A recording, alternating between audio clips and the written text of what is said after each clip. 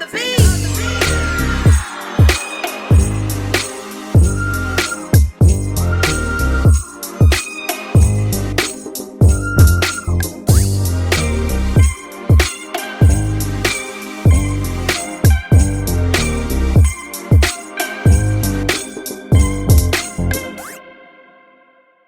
What up, fam? Welcome back to another episode of Off Mic with Ivory. Okay, I'm literally having a pinch me moment right now, and I know I have to do this intro, but I'm gonna try and hurry up and get to this intro because of where I am and who I'm with. Welcome back to Off Mic with Ivory. This is the real, honest, raw conversation. It's the conversation you want to have, but you can't have on your platform mic, so we do it off mic with me. I am your host, Ivory McDonald. I am churchy. I am crazy. I love Jesus. And I love talking about worship and life. So, for any of you who have been following me, if you've been, following this podcast, thank you so much for every like, click, share, subscribe. I appreciate y'all so much.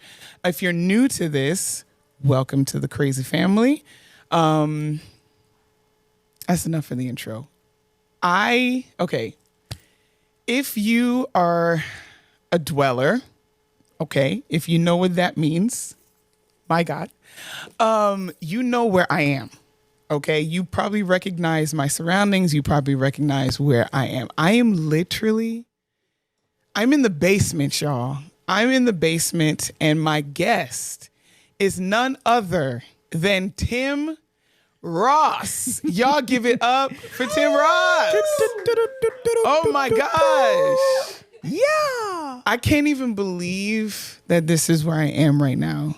Before the camera started rolling, I was talking to you, Tim, and I was telling you just how grateful I am for your ministry. I'm really trying to calm myself down because my brain is going. So I'm trying to calm myself down. But this has been a 2-year prayer, answer to prayer. Oh, wow. So when you started your podcast, when did you start? You started July 6, 2022. 22. Yep. I pressed B immediately. Wow. I watched that first. I remember I saw the first couple of clips that you did. Yeah. I don't think it was your podcast. I think it was with the... Yeah, it was with JB and AB. Yeah. Yeah, and AP, JB and AP. It was a bunch of letters out here. And Just I was a bunch like, of letters. Wow, this man is really he talking. He like no chill. Like he's not mincing words at all. Right. And of course, I follow Mike Todd. So yeah, for sure. I've seen you preach at Transformation, but I've never seen you in that context before or heard you in that context. So when you started your podcast, that first episode, I pressed B immediately. When you told that vision that you had of when you went to the penthouse floor and all of, I don't remember word for word. Yeah, for sure. Maybe you can go through that briefly for those who don't have context to who you are. Absolutely. But when you told that vision, I was immediately captured. Yeah. And it was because it was in a journey. I was in a season in my life where I was starting this journey. I think I was deconstructing a little bit. Mm-hmm. It's healthy to do. It's a very healthy thing to do. Right. Yeah. I was kind of deconstructing because, hi, my name is Ivory and I'm a recovering legalist. And so I was just deconstructing the things that I had learned growing up that I didn't think was right. And then starting this whole journey of vulnerability. So before we get there, I have it's not really an icebreaker because I feel like we've already broken the ice. Okay. But it's something that I'm curious. So it's something I do with some of my guests. Yeah. What is your Mount Rushmore of the Bible? Anybody. My Mount Rushmore of the Bible. Okay. That's got to be 4 faces on there. I mean, Naomi Rain added one more face. Did she add? She just smushed her face on there. She just like inserted her face. Is it a baby? Was it baby Moses that she just stuck in there? Was it baby Jesus? I don't even remember who it was. That's hilarious. Okay.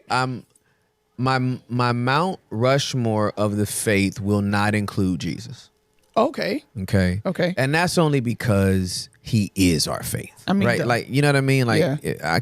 If I put him there, why would I wouldn't put another face next to Jesus. He is right. King of Kings, Lord of Lords. Right. So I'm not putting Jesus on the Mount Rushmore. Okay. Because he's above. God. He's above it. Right. So,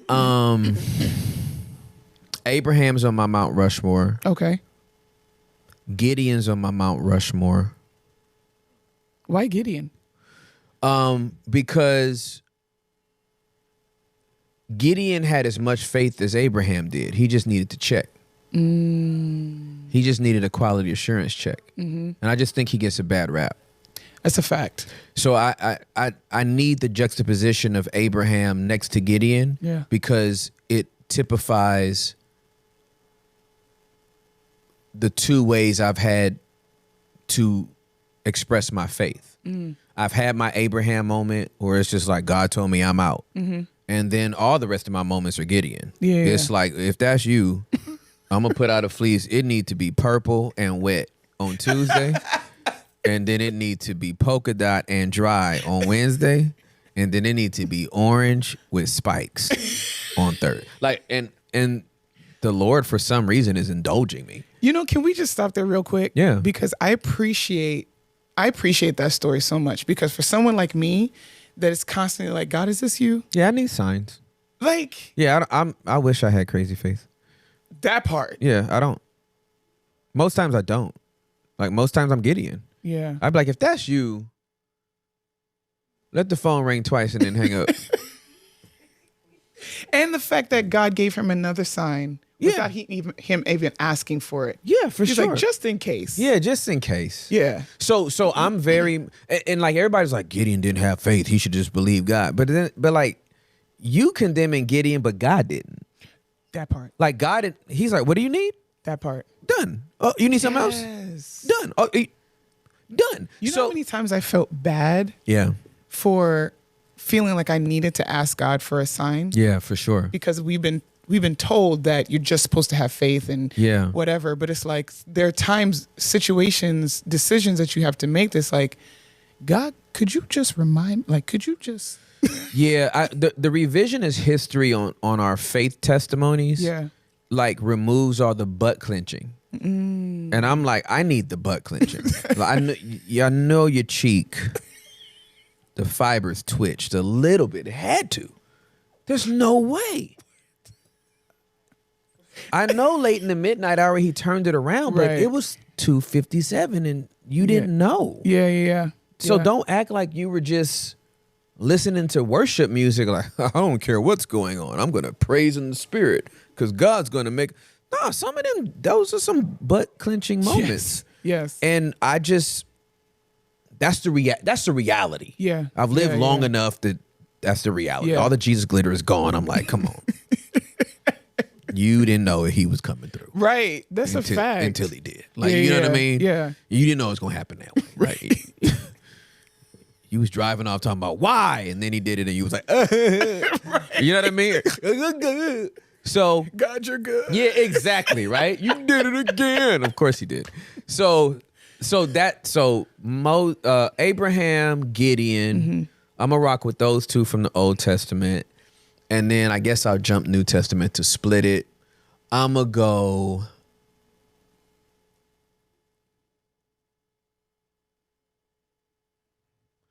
Peter and Thomas. New Testament. Why Thomas? For the same reason. He doubted God and Jesus came back to... Yeah. He doubted Jesus and Jesus came back just for him 8 days later. Why do we even call him Doubting Thomas? Because we always refer to a person by the last negative thing they did.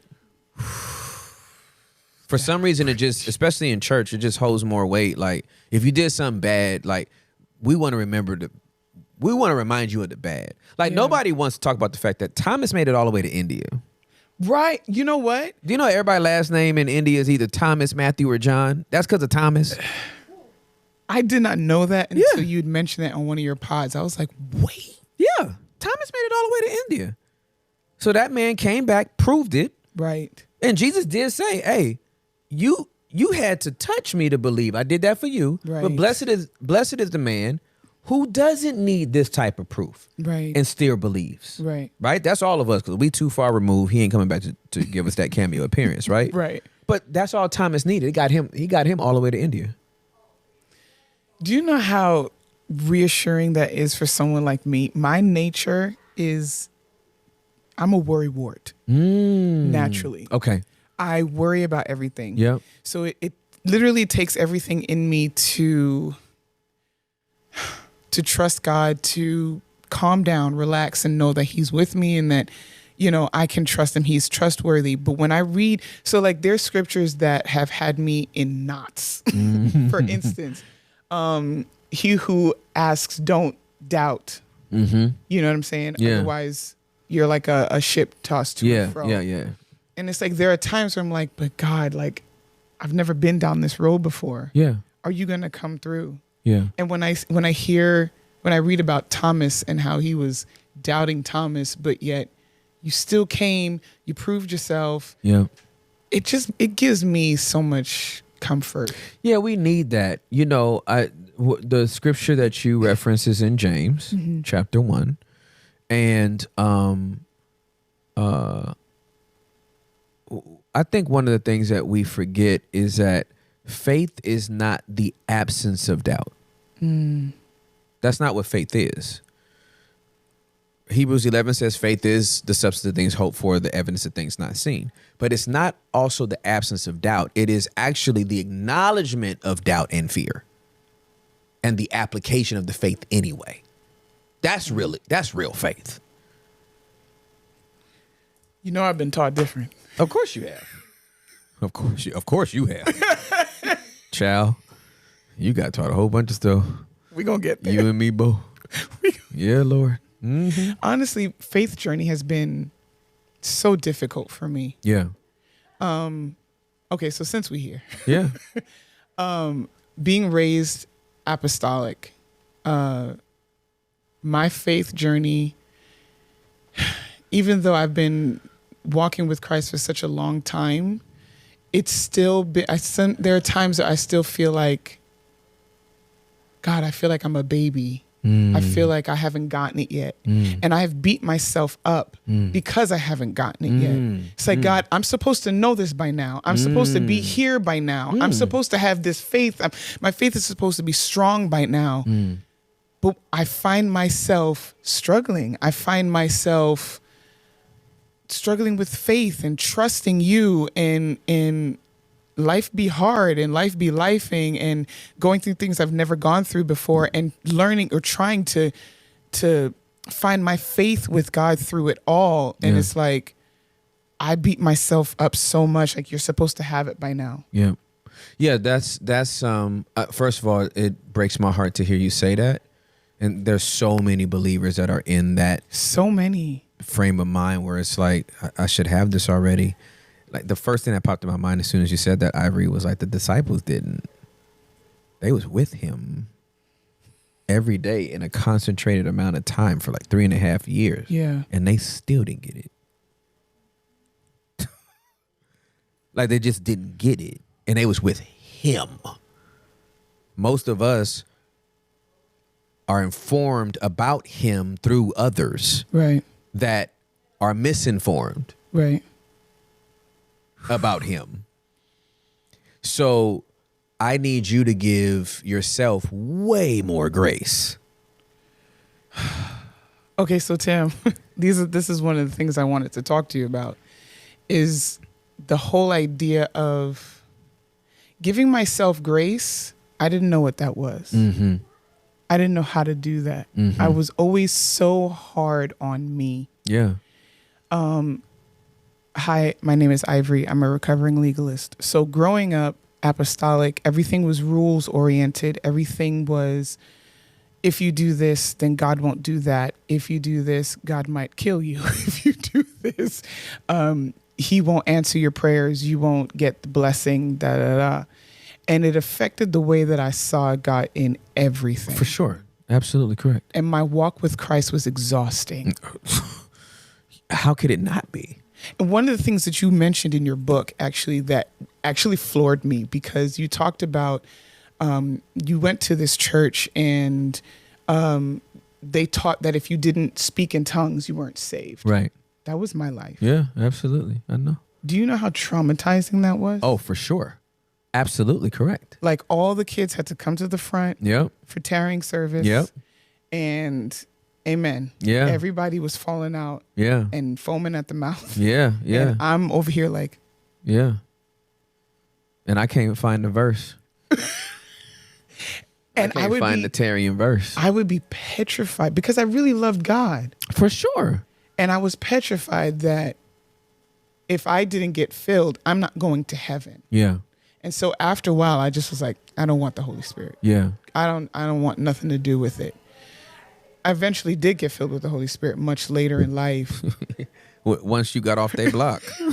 By myself in my room. So that's the way I got filled with the Holy Spirit. September 28th. Yeah. 6 months after I gave my life to Jesus in 1996.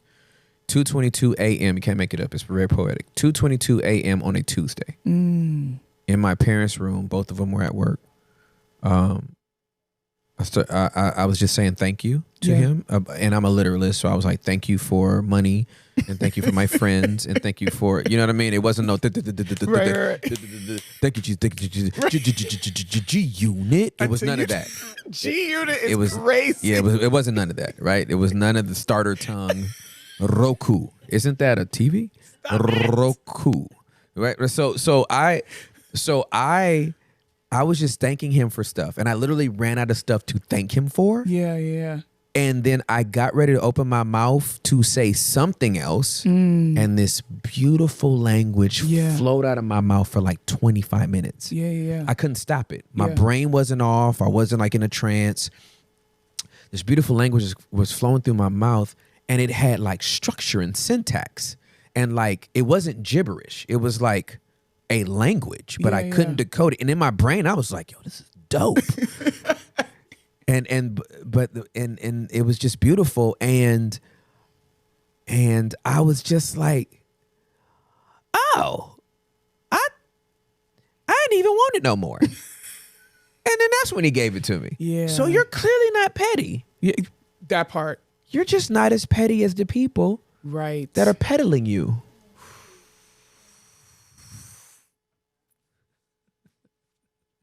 What are you doing to me? Peddling you is crazy. Yo. But it's the truth. Yeah, they're peddling something that he just wants to give. And that's why it was so exhausting, because, I mean, it's a formula that is like, first of all, it's not in the Bible. Right? Tarry till I come was one time. And it was only for Jews. There were no Gentiles present. But okay. It had me tripped up for years and years. Oh, for sure. Absolutely. And years. And there's a line actually that you said in the book. Oh God, please let me be able to find it. Okay, you said, if it's good food, it'll do all the nourishing of my body. It'll do all the nourishing of my body that it needs, and then it'll come straight out. If it's bad food, it'll get in just as easy, but it'll be hard to get out. That's right. And I feel like that legalist religious mindset has been so hard for me to get out. Yeah, for sure. Absolutely. To get out of my system. Yeah. It affected the way I saw God. So I never believed that God loved me. Mm-hmm. I never believed that he was for me. Mm-hmm. I always felt like he was a hard taskmaster, that anything that I did wrong, he was going to punish me for. Mm-hmm. And spending time with God was difficult because I was afraid. Yeah, of course. I was always afraid. Yeah. I was always afraid that God was mad at me. I was always afraid. And it's wild because I'm a worship leader. Yeah. Right? The way that I was raised in church, because eventually I did leave the apostolic and I went to non-denominational. Yeah. But even in that, some of the things that we were taught, it just helped. It just reinforced that idea in my mind that if I didn't pray for 3 hours, I couldn't step up on platform because God was going to be with me. Yeah. If I, you know what I'm saying? So it was very, it's exhausting. it was, Tim, it was so exhausting. Yeah, for sure. My walk with Christ was so exhausting. Yeah. And if I can be just straight up honest with you, it's only been in the last 2 years that I've starting to feel my freedom. Yeah. And recognize my freedom in Christ. Yeah. And recognizing that God loves me and recognizing that he doesn't hate me. He's not mad at me. That I can spend time with him and it's glorious. Yeah. You know what I'm saying? It's beautiful. I get emotional when I think about it. And I think that's why your ministry has been so impactful for me, because I started on the vulnerability journey. Yay. You don't know how much that has changed my life. Yeah. It changes everybody's life. Can you talk to me a little bit about your journey to vulnerability and why you think it's important? Yeah, for sure. So, I got sexually abused when I was 8 years old by a teenage boy that lived across the street from me. It happened for over like a 6-month period of time. It could have been longer, I think, but to survive the trauma, my 6 months that's when my brain was like, you won't see any more of this, right? Disassociate. So, between 8 and 12 was kind of like blacked out. And then 12, I got exposed to pornography, and that was my coping mechanism. Yeah. This is what porn and masturbation is what I use to like numb myself from the trauma of my childhood. Yeah. It could have been, I could have got alcohol first. I could have got cigarettes first. I could have became violent, all these different things. It just so happened it happened to be porn. So anyway, at 19, my mom catches me looking at porn. You tell this story all the time, and I'm like, that's wild. Yeah, she caught me. She caught me, right? But this beautiful thing happened, Ivory. That night that I got caught, it should have been like full of shame and full of condemnation, but it wasn't. Like, my brother admitted he was abused by the same person. My mom shared that she was abused when she was 6, and then my dad confessed that he was abused when he was 5. And this night that should have been shameful and full of condemnation was full of light and vulnerability and transparency and honesty and openness. And so it was like this 2,000-pound slab of concrete came off my chest, and I'm like, oh my God, I can breathe again. Yeah. And I was like, oh, I will never have a secret again as long as I live. Like that's all I'm thinking to myself. I will never have a secret again as long as I live. Okay. Then I give my life to Jesus January 14th of 1996. So about a year later, I was 20 and a half. Give my life to Jesus January 14th of 96. And I started reading my Bible January 15th of 96. I start from Genesis 1:1. King James Version, Thompson Chain Reference Bible. You a church kid for real. Churched, okay? Me and King James went from Genesis 1:1 to the end of Revelation. Wow. And I thought to myself, oh, this book has no problem. No chill. This book has zero chill. Letting us know what happened with everybody. Right. Okay. My mama hands me a book a few months later by I call him Augustine. Some people call him Augustine. Augustine hits right with me. I say Augustine. Those syllables feel right to me. Okay.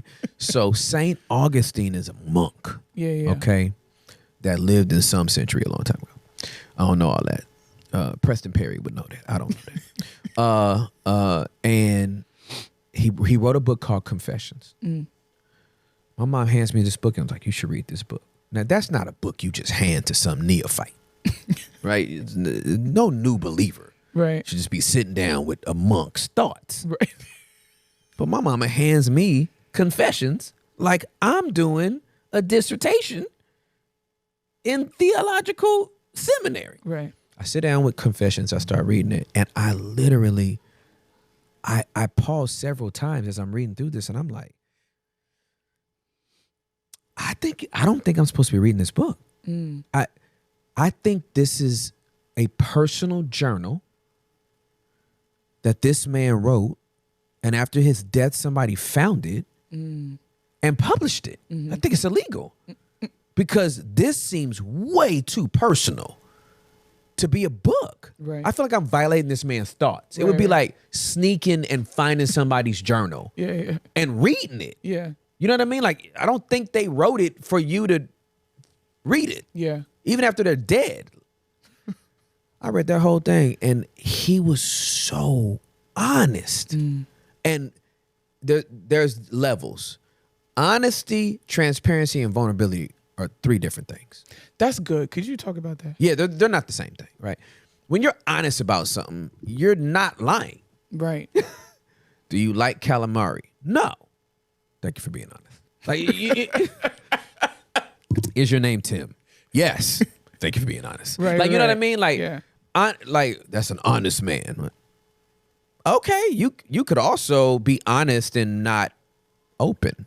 That's true. Right? You know what I mean? Yeah. Like you could be cheating and never confess that, but then when asked, "Are you cheating on me?" Yes. Thank you for being honest. Like, you know, Yeah. You didn't disclose it, right? But I appreciate you being honest. Right. I'm actually a little bit miffed that you were so honest. So, were you waiting for me to ask you? Like, nigga, do you want to be with me no more? Like, what is the problem? Right? Are you cheating on me? Yes, I am. It's been happening for 7 years. Have a completely different family in Chicago. Oh my God. Right near the lake. So glad we could talk about this. So it's like, okay, right? So honesty and openness are different. Yeah. Transparency is different, right? Transparency is being see-through, right? Like your windows are transparent, which is why we normally have Venetian blinds or curtains or something to cover our windows, because our windows allow us to see through a thing, right? Translucency doesn't allow you to see through. It's clouded, right? It's obscure. But transparency is, I see through. The way I describe transparency is if I walked you on the outside of my house and kept all the windows open and pulled all the curtains back, we walked around the circumference of my house on the outside, but I let you look in every window. That's transparency. Transparency is you're looking through the window and you can only see whatever's in the viewpoint and vantage point of the window you're looking through. Right.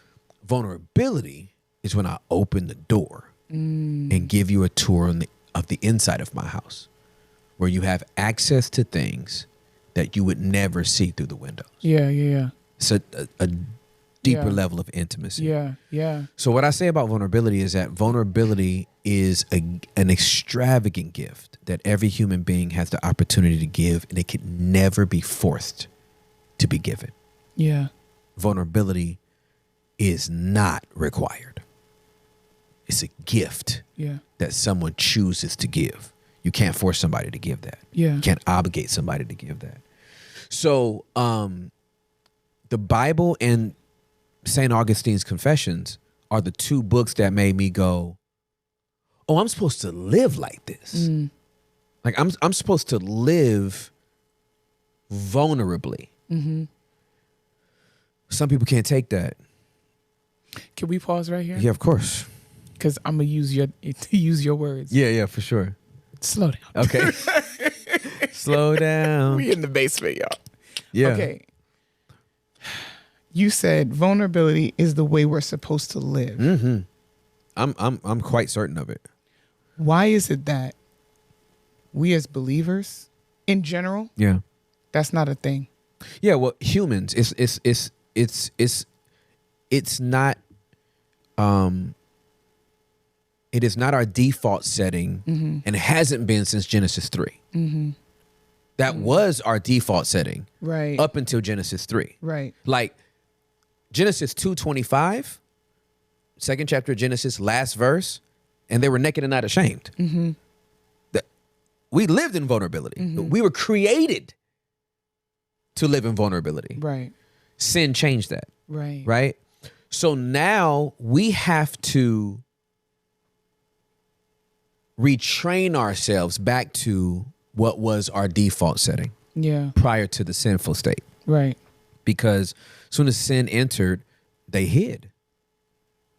And they sowed leaves. They sowed leaves. So we're hiding. We're for them to dive into the bushes. They are hiding amongst what they should have been on the outside managing. So when I see somebody that throws themselves into their work, they're doing exactly what Adam and Eve did. Wow. They're hiding in the thing they're supposed to be on the outside managing. Wow. So our fallen nature has made hiding our default. Yeah. And we got to retrain ourselves to live in the light.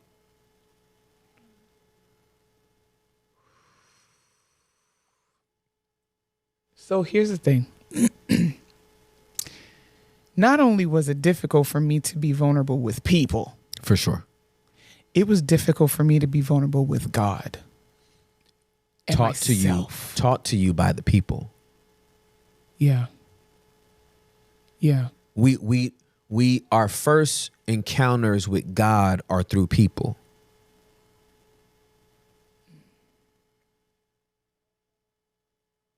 And so if the people are misrepresentations of God, by the time we're bold enough to go to him ourselves, we go to him like we went to them.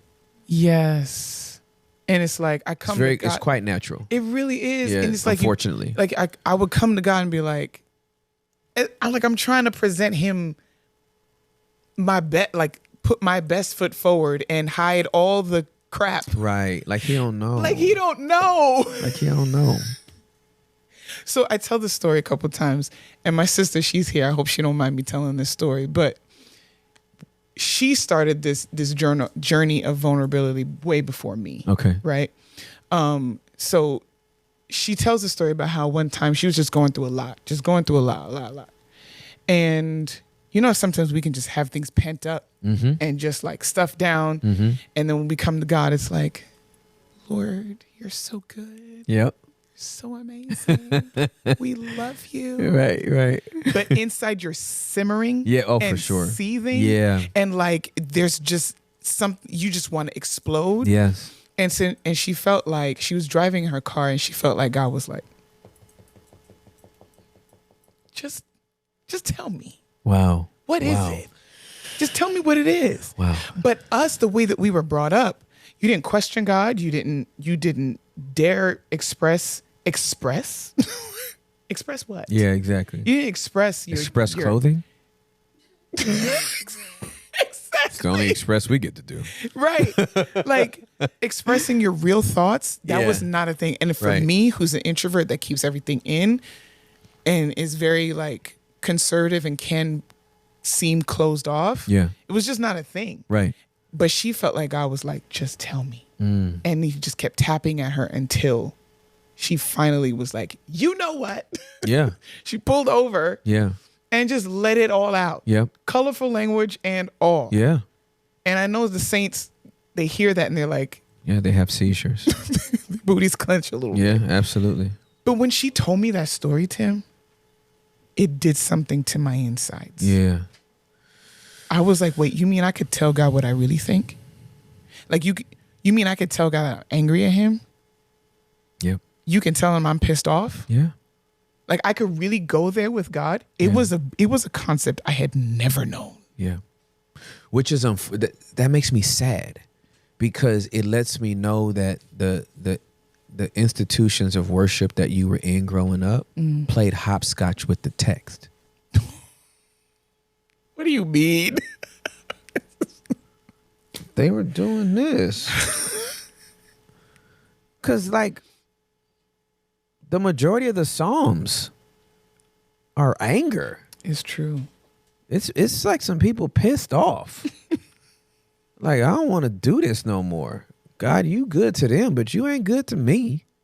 Shoot. Like, if you just slow walk it and like read it, but if you play hopscotch with the text, then But even though that's in the scripture, like I know that that's there, right? Yeah. I read it, but it's like I would read it and still feel bad for feeling some of the same feelings that David felt in the Bible. but this is what I'm saying though. The institution of worships that you were raised in did not normalize it. They don't preach this stuff. Yeah. Like you like we got a whole book on Lamentations. And we telling people not to cry. Tim, do you know there was one time because I used to struggle with depression. Yeah. And sometimes it comes up, but I'm learning to self-regulate. Yeah. Hey. I'm a dweller for real, yo. Hey. She a dweller for real. For ask real. Puff. Oh, you don't ask Puff. Ask somebody else. Don't ask Puff. My bad. Oh my God. But no, I was there was a season in my life I was struggling hard body, like hardcore. Like I was struggling with suicidal thoughts, and I'm leading worship. But struggling so much. And I remember a leader said to me one time, in a way that made me feel really bad, how do you lead worship then? And I remember feeling like, because it was a season where I couldn't stop crying. Like I just couldn't stop crying. And I felt like I'm supposed to hide. I'm supposed to put on this face. I'm supposed to look like I'm okay when I'm dying inside. Yeah, no. Yeah, for sure, no. Everything felt like a mask. Yeah. Like I have to, Yeah. we know how to be prim and proper. We Yeah. know how to put on the face. Yeah. We know how to, when to lift our hands, say Yeah. hallelujah. Yeah. You know, Yeah. we know how to do all of Yeah, that. absolutely. But like, I never felt free to fully express who I was, where I was, what I was struggling with, what I was dealing with, because you always felt like, well, if you're honest, you're gonna get set down. Yeah. You know what I'm saying? It's so unfortunate. It's so unfortunate. I have I wanted to read this chapter. It's one of my favorites, okay? Asaph writes this. This is Psalm 73. Oh yes. Just let it marinate. Yeah, This is okay. Truly God is good to Israel, to such as are pure in heart. But as for me, my feet had almost stumbled. My steps had nearly slipped, for I was envious of the boastful when I saw the prosperity of the wicked. Now, right there, we won't even say that in church. Okay? For there are no pangs in their death, but their strength is firm. They are not in trouble as other men. They are not plagued, nor are they plagued like other men. Therefore, pride serves as their necklace. Violence covers them like a garment. Oh, the New King James is just beautiful. Their eyes bulge with indulgence. They have more than heart could wish. They scoff and speak wickedly concerning oppression. They speak loftily. They set their mouth against the heavens, and their tongue walks through the earth. Therefore, his people return here, and waters of a full cup are drained by them. And they say, how does God know? And is there knowledge in the Most High? Behold, these are the ungodly, who are always at ease. They increase in riches. Surely I have cleansed my heart in vain and washed my hands in innocence. For all day long I have been plagued and chastened every morning. If I had said, I will speak thus, I will speak like this, behold, I would have been untrue to the generation of your children. When I thought how to understand this, it was too painful. It was too painful for me until I went into the sanctuary of God. Then I understood their end. And then it goes on to say, like, all the stuff I was thinking about, the wicked, prospering, all this kind of stuff, at the end, they're going to lose it all anyway. But the way we read this is that it all happened in one fell swoop. I don't know how long he wrestled with 1 through 16 before he wrote 17. Right. Through the end of the chapter. Right. But we always like to think it's just this one linear, straight through thing. Yeah. And we don't understand how you can lead worship and still be sad. That just means you're human. But you're not supposed to be, Tim. Yeah, but that's what happens when you take out ands and put in buts. Some of us need to throw away the "but God" statement and just start putting in "and God." That part. Yes. Yes. I had failed miserably, but God. No, you failed miserably and God. That part. Yes. Ain't no but God. Yeah. And Yeah. God, Yeah. who is rich in mercy,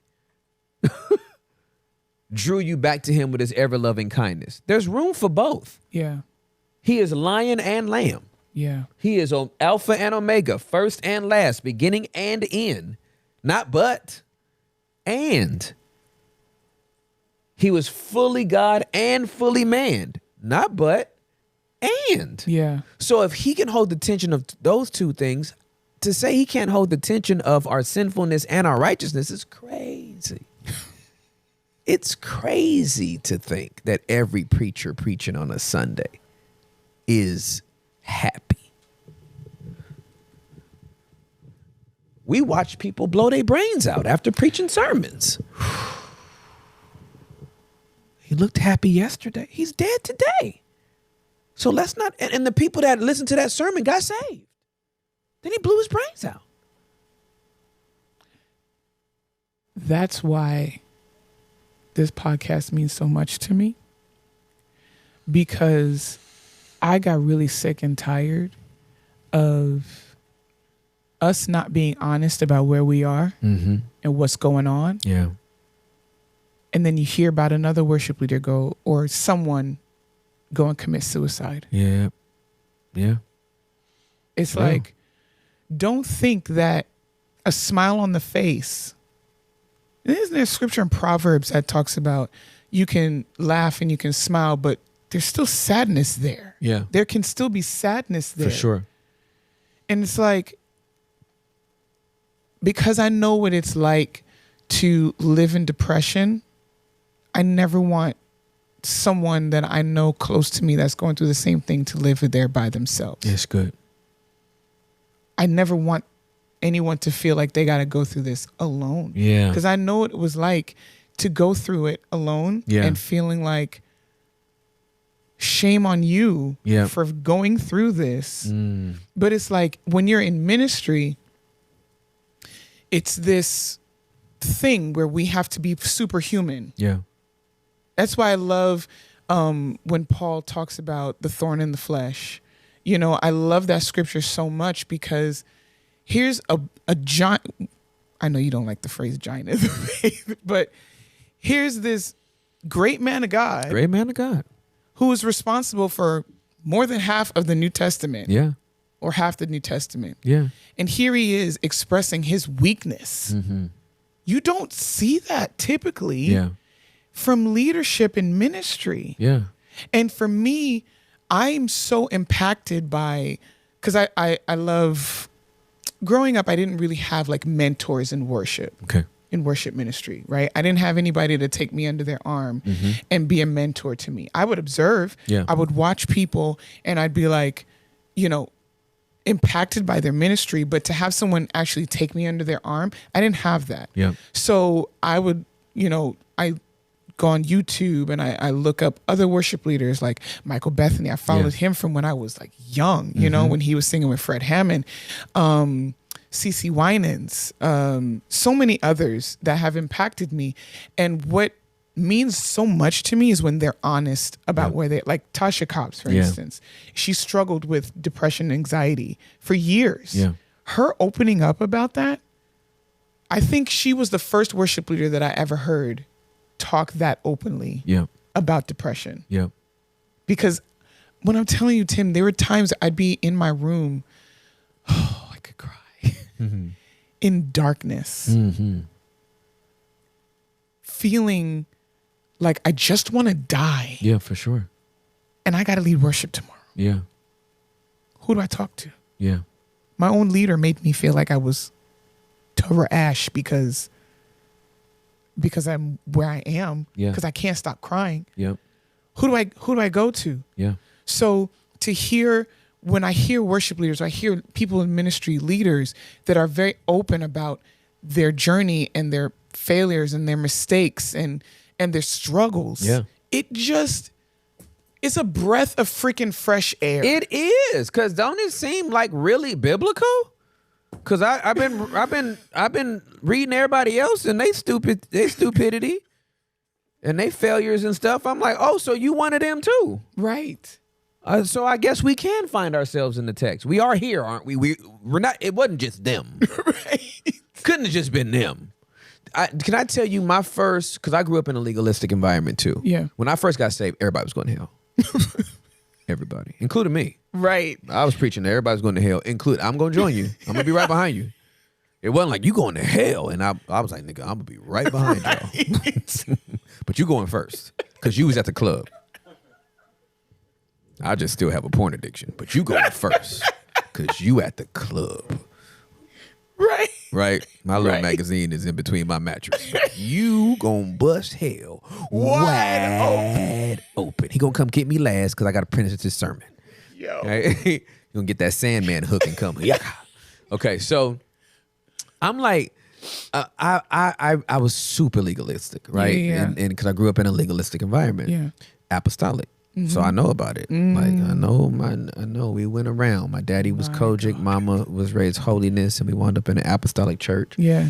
And yeah, I was like, nah, so the most suicidal I was. The most suicidal ideation, not like contemplation and like this is how I'm gonna do it. Right. But the most suicidal ideation I ever had in my life was probably my first decade in ministry. Wow. Decade as a believer. Because I could never reconcile my flesh with his holiness. And like I couldn't do my streak wasn't long enough, Ivory. I couldn't get it. I couldn't string them days together right. Yeah. You know what I'm saying? The OSHA sign, 442 days without accident. Yeah, I didn't. Right. I didn't get a cool 30 before I had done something stupid. You know what I mean? It felt like, oh man, let me recommit my life to Jesus and try again and erase, 22 days and write 0 again, start over. Right. So it was like a very, when you come from a legalistic background, I think there's pros and cons to both. When you come from a grace background, you don't think nothing's wrong. Right. And when you come from a legalistic background, everything's wrong. Right. So it was just like, yeah, I most of my suicidal ideation was caused by the church, by what I was taught. And because I really thought like something, and because, okay, thank you, Holy Spirit. Let me slow down. It was what I was taught and the lack of vulnerability. Yes. And forget vulnerability, even the transparency. Yeah. I didn't even hear a pastor say, I struggle with this. Yeah. You know what I'm saying? Yeah. So I'm like, I don't have no point of reference for it. It must be just me. Yeah. I can't get it right. And that's when the enemy starts going, you the only one. Everybody else free, but except you. Look at everybody else walking around here free. And I didn't know they was also toe up. You know what I'm saying? But I'm like, I found out later. I said, well, compared to you, I was doing fine. I was making snow angels in the snow. Not snowy. I was in Aspen compared to you. You was in Death Valley, nigga. You was so it was it took time to come out of the skin. There's this beautiful word that I learned in a book called the Emperor of Ocean Park. I think they're making a movie out of it right now. So but Emperor of Ocean Park, this word ecdysis. It means the shedding of a snake's skin, the outer layer of the skin. And I feel like, whatever you want to call it, deconstructionism, the ecdysis, I had to leave church for whatever.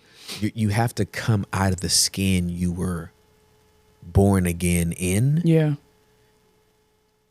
So that you can like, okay, I'm really before God now. Yeah. Yeah. Without the trappings of these teachings and this theology and this.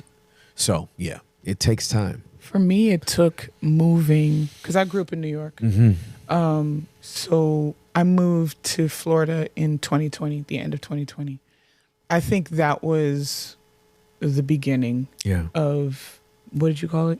The ecdysis. Ecdysis. ECDYSIS. Okay. Ecdysis. That. Yeah, that thing. That thing. That's when I started doing that. And it's crazy because when I started my podcast, the first season was cute. It was great. But I felt like the Lord was like, that was cute or whatever. But what It's I such mean, a New your God is from New York. facts. That was cute or whatever, shorty. It was cute or whatever. That was cute or whatever, but hold on though. Hold on though. Give me one moment though. But better what I need you to do. Better. Better wow. Listen, I lived in Harlem for some time. For okay? sure. So what I felt like the Lord was like, I need you to go in. I need you to be more honest. This is why your podcast was so crucial for me, because I'm taking in all of your episodes and your honesty and your vulnerability and your transparent, like all of it. And I felt like the Lord was like, I need you to be more honest, more vulnerable about where you are and what's going on with you. And even bringing on guests that can meet me in that same vein. And so at the time I was like, all right, cool, for sure. Yeah. Yeah, God. Yeah. That's the woke thing to do. Right. You know what I'm saying? I got you. Until life starts lifing. Yes, Lord. And the Lord was like, yeah, all of that you're going through, all that anxiety, all of that, I need you to talk about that. And I was like, no. Yes, of course. It's like, what do you mean? Yeah. You want me to tell all these people I have built a reputation, God. What you mean? You want me to just come out here and just be like, yeah, I'm struggling with anxiety, like hella bad. I can't breathe. There are times I'm on the platform and I can't breathe. Or there are times where I have suicidal ideation. Not that I wouldn't want to do anything, but it's like, I'd rather die. Yeah, exactly. You want me to talk about that? Yeah. You really want me to just put myself out here? And the Lord's like, yeah, that. And I can't tell you, season 2 was really special because that was the beginning of me doing that. Wow. And the responses that I was getting from people, thank you so much for just being honest. Thank you for telling us where you are. Yeah. This vulnerability, like no one ever talks about these things. Thank you so much. And I was like, well, I'm so glad you're getting blessed, but I'm out here just dying. Yeah. It's facts. It's facts. You know what I'm saying? Absolutely. There's a cost. There's a cost. It costs something to go first. It does.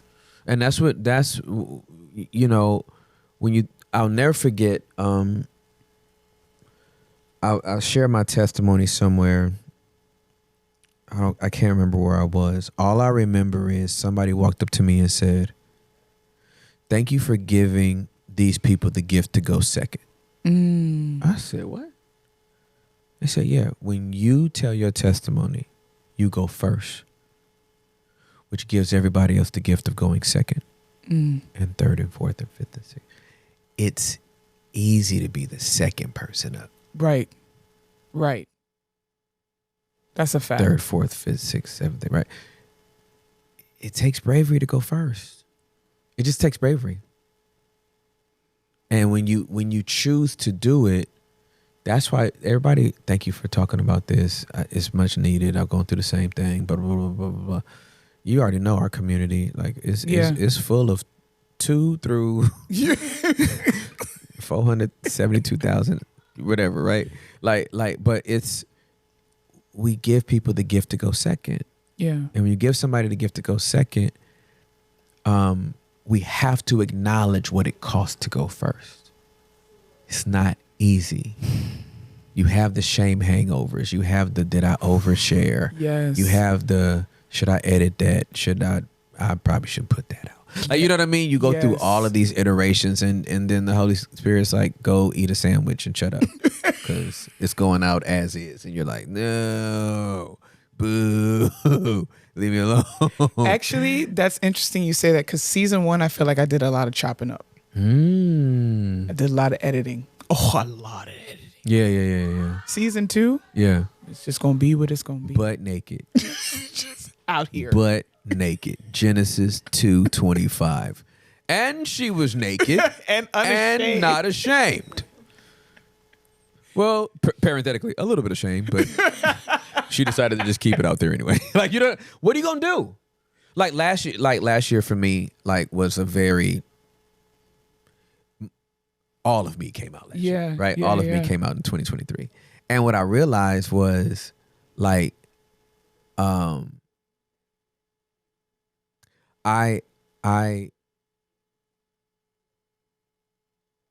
had to, like, let that live.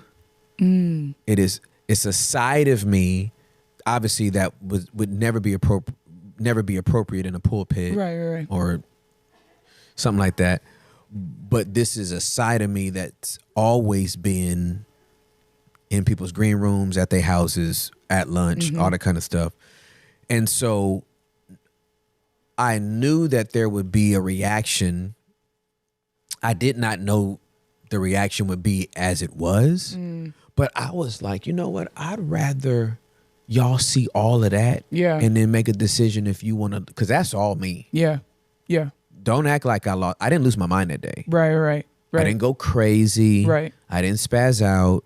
I've never been drunk in my life. I'm not under the influence of an illegal substance, or a legal one. I don't have no medicated gummies on this episode. Like, you know what I mean? Right. If this is bothering you, I'd rather you make that decision. Like, not that I was hiding it before, but it just wouldn't, it didn't manifest itself. Like, you know what I mean? If I'm at a all white conference, and then I'm probably not going to say, what's up, niggas?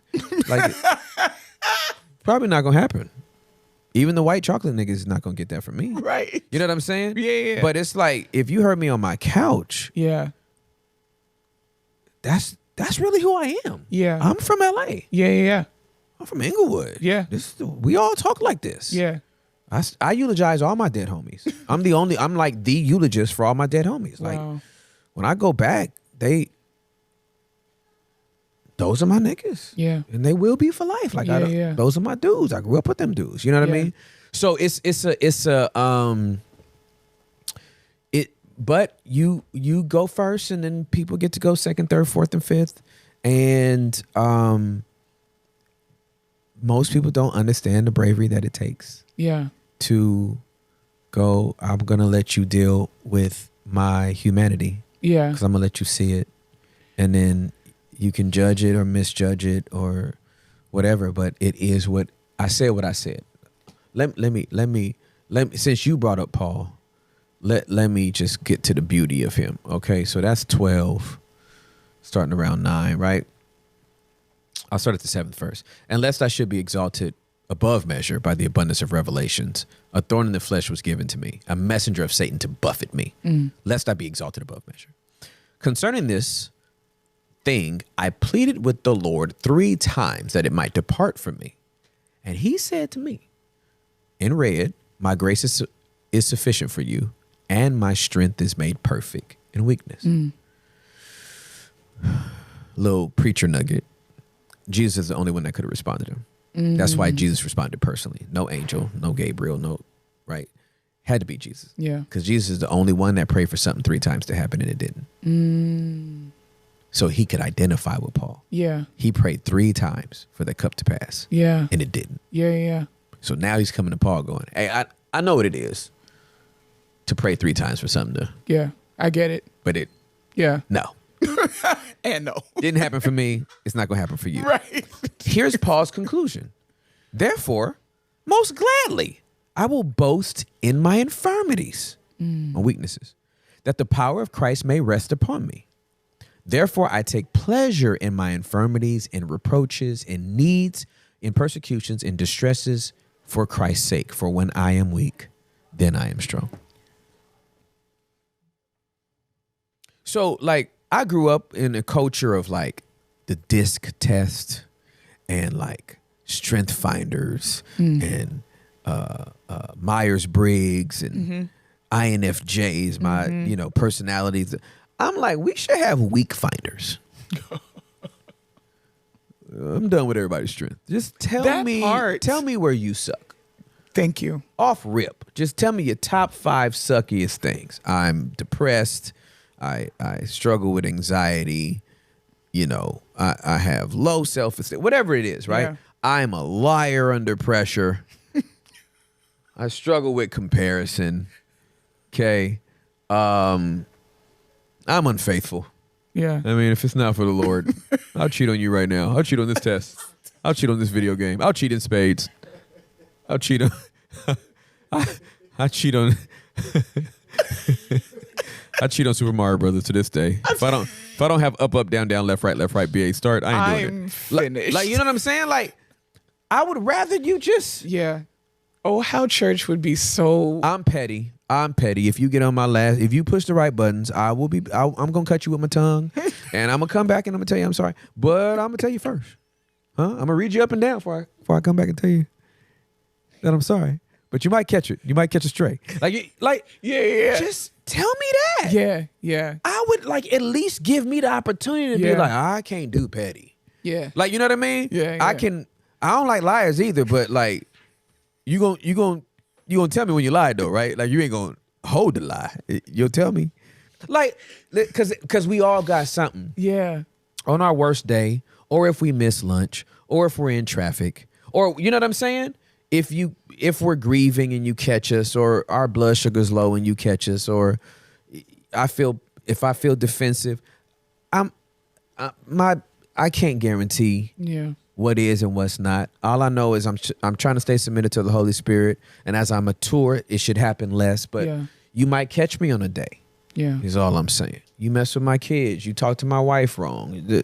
All the stuff. You know what I mean? Yeah. It's that's normal. Yeah. Like Paul is saying, I'm gonna just tell you where I'm weak. Like, he didn't have to do no open letter to the Corinthian church to let them know he got a thorn, but he did. While everybody else trying to tell us what's another tick on their resume and what other award they got and how many more people were added to their church and how many people they baptized, Paul over here dropping dimes on himself. Yeah. So that's where my brain is. And that's where I'm trying to live, Tim. Me too. I'm tired of the fake. Me too. I'm tired of the facade. I'm tired of being one way in front of certain people. You know what I can't stand? Please tell me. I'm just gonna put this out here. I want it. I want to know. What I really pet peeve. You know how you can meet somebody in ministry. Like, I've worked for churches, for many, many years. And you can be dealing with somebody, having a conversation with somebody, but immediately when Pastor so-and-so walks into the room, suddenly you don't exist. It's the worst. I know exactly what you're talking about, and it's the worst. I'm sick. Say it again. I just want to make sure. Sick. You're sick of it. You're sick of it. I don't like that two-faced kind of. I don't want no parts. I want that when I die, they'd be like, she was the same with me, with him, that's right, with she, that's right. Like, she was genuine, authentic. You know what that's about though, right? What? It is about a strong dislike for oneself that needs approval from the people they've chosen to validate them. Yeah. They don't like them. Ooh. It ain't even got nothing to do with you. What they've deemed is that you're not the person that can validate me the way I want. I need somebody that I have chosen to be the type of person that can speak into my life and give me some type of validation. And so that's why when they walk into the room, you no longer exist because they need that person to notice them. Yeah. Yeah. It's sad. It's disgusting. And they miss rich, deep relationships. Yes. Waiting for this superficial, calling the person superficial, but that person's not going to give you what you need. Right. And if they do give it to you, they got to continue to give it to you because you have a hole in your soul. Yeah. So it's going to leak. Yeah. Yeah. Okay. I'm going to switch. One of the things that I really wanted to talk to you about, because I didn't know who else to have this conversation with. I like this. Women in ministry. Let's go. Sweet. Too easy. I'm just going to go here. Go. Go. You're already there. Let's get it. Okay. Coming from where I was in New York, we didn't really have, at least I didn't feel this, women can't do this, women can't do that, women can't speak, women can't pray, whatever. We actually had a lot of female leaders. And in the context of like worship ministry, because that's where I'm in. Mm-hmm. We had a lot of female worship leaders. Yeah. A lot. It wasn't until I moved, and I don't know if this is a Southern thing. It is a Southern thing. Okay. Before you even get into it, it's Southern. Bless you. Because I moved down south. Yes, you did. And I was like, wait a second. Mm-hmm. I started noticing that women in ministry, women are not, especially if you're single, are not treated with the same respect. Correct. As a man. Correct. In ministry. Period. And in like the context of worship ministry, I started asking around. Started asking some of my friends, guys, ladies, do you think men dominate worship ministry? And everybody was like, yes, for sure. But that's besides the point. The point is, it feels to me like women, especially if you're single, are not treated with the same respect. For me, I remember joining a particular ministry and being asked on my first day, "Are you married?" Mm-hmm. And I said, "No." Mm-hmm. And they said, "Oh." And you kind of felt like they kind of checked out of the conversation. And I remember feeling like, so am I less than because I'm not married? And then I started noticing like women who are married are held here. Women who are single are kind of held down here. And then if you're man, you're held up here. Mm. Single or married. Right. Mm-hmm. You can't be promoted unless you're married. You are not in the same rooms unless you're a guy. You don't have access to mentorship because you're a woman and you're single at that. So you can't be mentored by a man because something go happen. I don't know. And you just kind of made to feel like you're this big. What do you do? Like, what do you do? Like, what are you supposed to do? Like, what am I supposed to do? You know what I'm saying? Like, I would like to learn and grow and be mentored, but it's like these men make you feel like you gonna rape them. I don't know. It's like I don't understand. I don't understand. And it's like they don't realize we're not in the rooms. We don't get to go play golf with y'all. We don't go out to lunch with y'all. So we're not getting the same help. We're not getting the same mentorship. We're not getting the same you know what I'm saying? Girl, I know everything you saying out your mouth. I understand it. And sometimes it gets so frustrating when you're in a place where they hold up marriage like it's the epitome of success and it's the epitome of everything. And you as a single person, it's like, well, yeah, just don't mess up. You know what I'm saying? Yeah. And it just sometimes there are times, if I'm being like straight up honest, there are times where I'm like, man, I wish I was a dude. Maybe life would be easier. Maybe ministry would be easier. Maybe I would get to the rooms that I'd love to get into, or be a part of the conversations that I'd like to, or be at the table that I'd like. But nobody's going to ask my opinion. Nobody sees me. You know what I'm saying? I do. And there's so many young girls that I know that have ambitions for ministry, but it just seems like it's never going to happen for you because you're a woman and you're single at that, you know? Yeah. What are your thoughts? Oh, Ivory. I hope everything I said made sense. It made perfect sense. Okay. And it's heartbreaking. I've had this conversation more times than I'd like to have this conversation.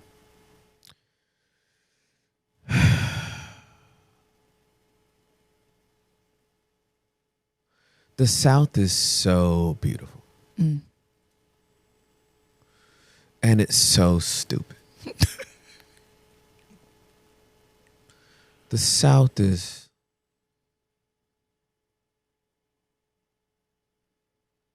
so spiritually rich. Mm. And so spiritually corrupt. Mm. The South is so affordable and so expensive. That part. That's a fact. The South. Gosh, it's so good and so bad. And I haven't even talked about the church in the South yet. That's just the South. Yeah. The churchy South, without you saying a word, you're in a predominantly white church. True or false? Facts. Okay. You're in a predominantly white church, and the white men in the South pride themselves on their purity, and they pride themselves on their morals, and that pride comes at the expense of the value of women. For some reason, these, Lord, help my tongue be as one with you. Hold my tongue, Lord. Hold my tongue, Lord. Hold my tongue, Lord. Hold my tongue, Lord. Is this a real song though? I'm making it up as I go along. For some reason, these white men in the South, their purity comes at the expense of a woman's value. Yes. For some reason, these niggas can't be pure and hold their morals in the presence of a woman, single or married. If we're keeping it a buck, why is it that the single woman is devalued even more than the married woman? Because if I did have a thing for you, I'm not committing adultery. It's just fornication. All right, so for your whole womanhood to be reduced down to your vagina as a threat is absolutely crazy and offensive. Yes. It's absolutely offensive. I'll tell you another thing that's offensive. It's egregious for them to think that you want them. Ain't nobody checking for you, nigga. I want mentorship. Ew. Thank you. Nobody wants your pink weenie. Now, I don't know if you like white men or not. I'm just saying. Tim. Doesn't nobody's Unhinged. checking for you, Brenton? Stop.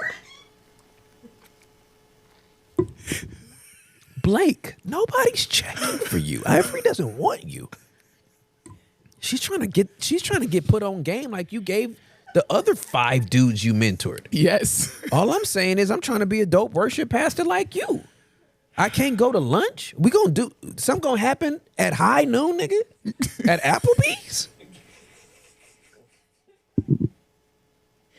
You know how many times I've just been ignored? We're at Chick-fil-A. We can't have 4 chicken strips together in a public Chick-fil-A without somebody think, oh, I saw Blake with that single black girl. That tall glass of hot chocolate. You know it could happen. He might drink it. Blake might drink the hot chocolate. Yo, I'm about to be under this couch. It would be a reproach on all men. And it will be her fault for going out with him. Somehow to be your fault. Right. Right? 'Cause Right. it's never their fault. No. It's you're Jezebel now. You Jezebel'd your way into the... So... I'm sick of it. I'm as sick as it as you are. Yeah. And if I could find him, I'd punch him in the face. With my words. I'm not gonna do it. I don't want a physical altercation. But I'm sick and tired of women. I can close my eyes and you sound like every woman in every church that has that same structure and that same spirit. Yeah. And it just bothers me. Yeah. It's not the way you cannot make me believe that this is the way Paul would have handled it. He would be empowering women and they would be unleashed all around the church. Y'all can try to point to your couple of verses in Timothy and in Corinthians about women keeping silent and all that kind of stuff. You can point to it. I still think it's cultural. You might think that it's universal. That's your opinion theologically. And however it works in your system, maybe none of the women in ministry, maybe none of the women in those type of churches actually want to be in ministry. Maybe they just want to come home, have babies, and teach Sunday school to their children and be saved through childbirth, right? But I don't know what you gonna tell. What you gonna tell me about Priscilla Shire? Right.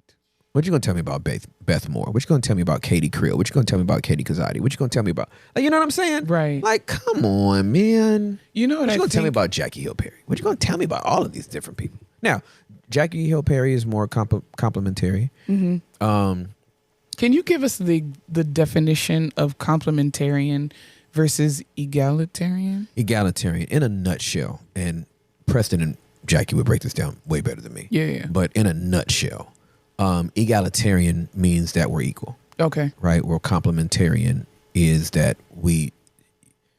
God made the woman to help the man. Okay. Which I actually believe.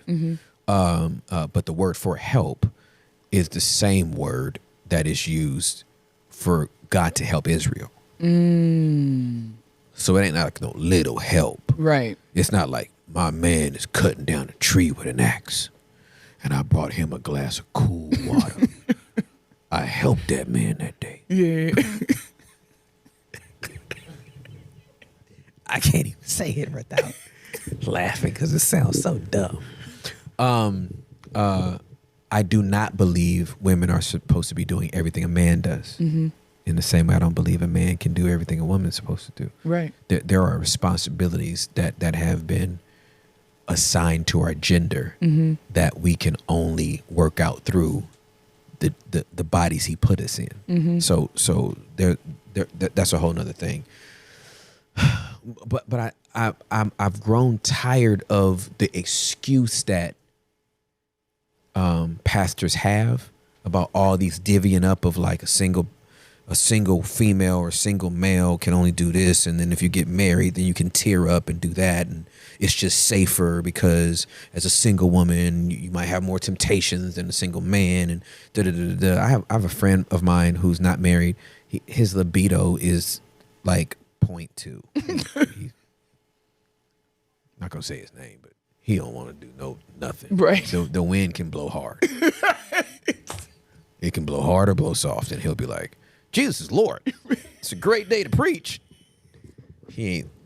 Some beautiful woman can walk up to him and like, you're just so handsome. He'll be like, thank you. Have you received Jesus into your heart and your mind and your soul? He ain't gonna get with nobody. Right. He ain't thinking about getting with nobody. So everybody that's single ain't single and horny waiting to get married. Yeah. Some people ain't even check it. It don't even cross their mind that much. They don't even think about it. Some people are gonna be single for the rest of their life. So what you gonna do with half of the population in your church? Wait for them to get married before they can be activated in ministry? So here's where my angst comes in. This is where my frustration comes in. Is we make all these different rules, right? And these married lead pastors is having sex with their admin. After all these lines of demarcation. After all of this, can't be in the room with you, and I won't do that, and I won't do that, and you still find a way to get a side chick? You still getting a blowjob on Thursdays? After all this, I won't be in the room with you, and I won't. But then how'd she get down there?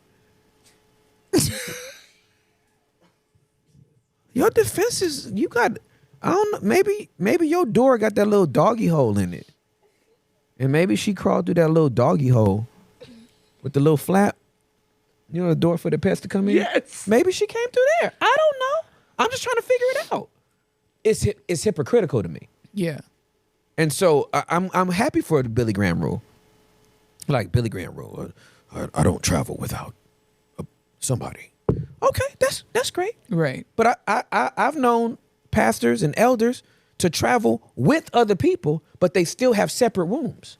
They don't sleep in the same room. So they travel together, but they have separate rooms. And guess what? They call the escort into their room after they get into the hotel by themselves. I done heard it all. Ain't nothing new under the sun. I done heard it. When I tell you ALL, I've heard it I believe you. L. I believe you. I've heard it all. Yeah. So I don't like the hypocrisy of it. If that's what you're really doing and that's really your structure, I'm not railing against nobody's structure. All I'm saying is let's give an account for all of y'all that got this structure in place and you still can't stop people from having sex in your church. At the leadership level, in your C-suite, amongst your executives, y'all out here wilding still. Blow the whole thing up and stop punishing single women as a result. Just admit you are horny and you cannot control yourself in front of women. Say that. Everything can't be your fault. So what do we Leave. do? Oh. Is that the answer to my question? Oh. I barely got the question out. He said, okay. I knew it was coming. Leave. Because you ain't going to change it. That's a fact. So you going to stay and be frustrated or you going to leave? Because you got that choice. Now, if God's called you there and that's the structure that's there and he's doing something through you in that, then stop complaining about it. But if it's really that much of a frustration, you have a choice. Yeah. You can bounce. Sometimes seasons change and people just really be thinking that they still got to stay there. There once arose a Pharaoh that knew not the God of Joseph. Egypt was popping for Israel until it wasn't. And sometimes times can change, leaders can change, leadership can change, your boss can change, your direct supervisor can change, your direct report. And then it's just like, this ain't it no more. Yeah. But yeah, you don't have to be no place that you're going to be devalued. There's 332 million people in this country alone. There's a place you can thrive. You can be somewhere. It ain't got to be there.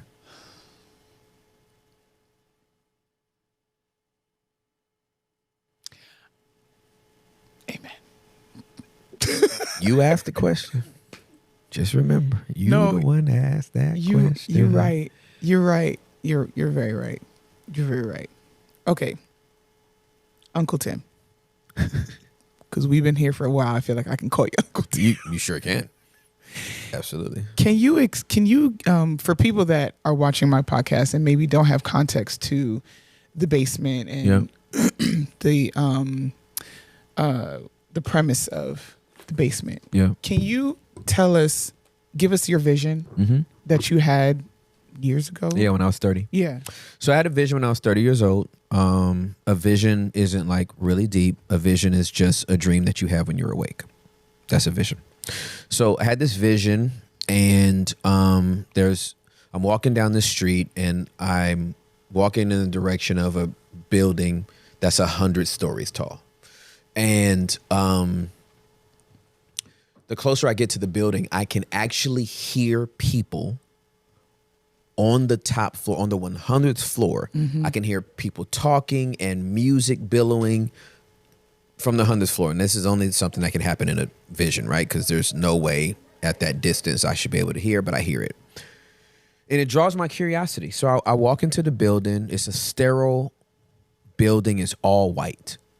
When I walk in, there's no art on the walls, nothing, no wayfinding, but I see an elevator, and I press the button, and I step in the elevator, and I turn around, and I look at the buttons. I only see 2 buttons. There's an L for the lobby, which is where I entered from, and above the L, there is 100. There is no 1 through 99. So I press 100, and I start going up.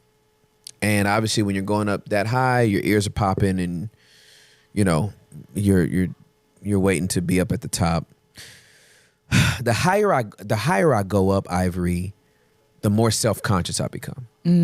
I start checking my pants, my shirt. I'm like, do I have any stains? I'm really like self-conscious, like, for real. And I'm like, I don't know if I'm supposed to be up here.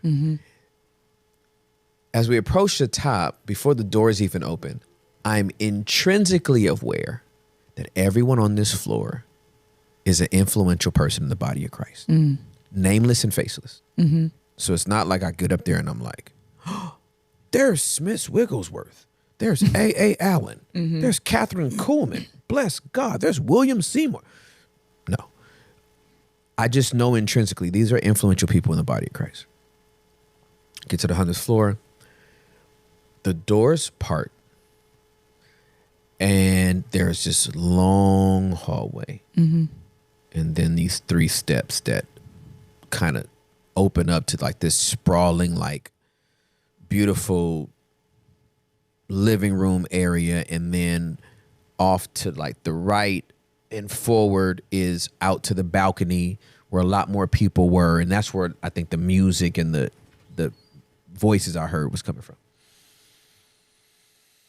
So I step off the elevator, and what I cannot see from the elevator that I immediately see once I step off to the sides of me is that to my left, there is a line of bikini-clad women, gorgeous women, on my left side, lined up all the way down the hallway, holding these silver chargers, like these plates. And on these silver charging plates, every sin, vice, and weight you could ever imagine is on here. To my right, lined all the way down, the buffest dudes you've ever seen, 2% body fat, Speedo wearing, 12-pack.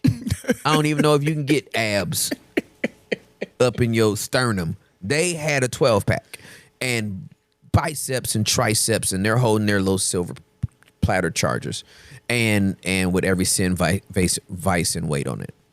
So I'm looking at both sides, and I'm like, oh, to be able to get down to where these people are, this must be my test. Like, I can't pick up nothing from these chargers. So I'm like, cool. So I put my head down and look at my shoes, and I just walk straight. And I get to the end of the hallway, and I take these 3 steps down, and I'm looking around. Everybody's mingling with each other, but no one looks up at me.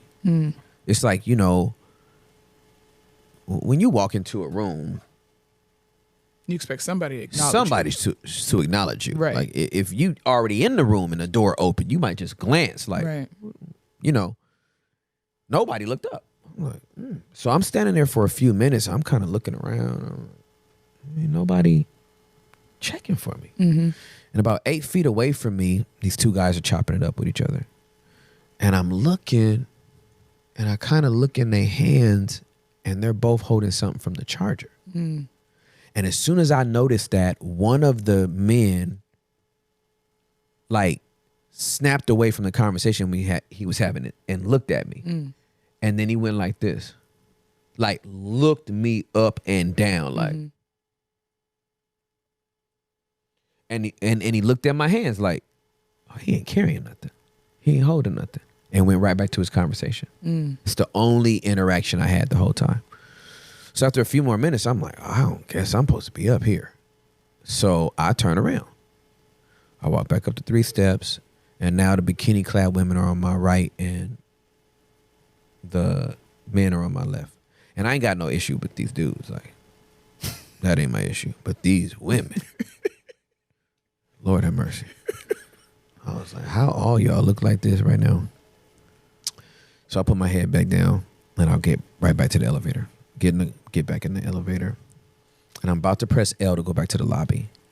And I see a button underneath the L going down that I don't see going up. And it's faint, but it's a B.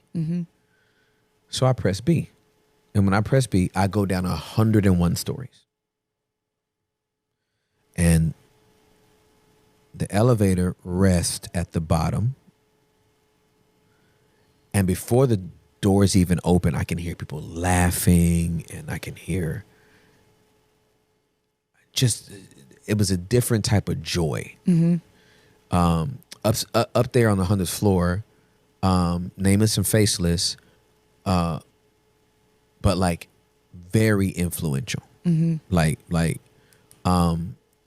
But like just the personalities, like no friends, family, spouses, children, just these massive personalities. Okay, so then the doors open when I get down to B, which I now know is a basement, but I didn't know then. The doors open, and as soon as the doors open, everybody is packed in there. There's men and women and married people and children and single people and family, friends. It was just packed.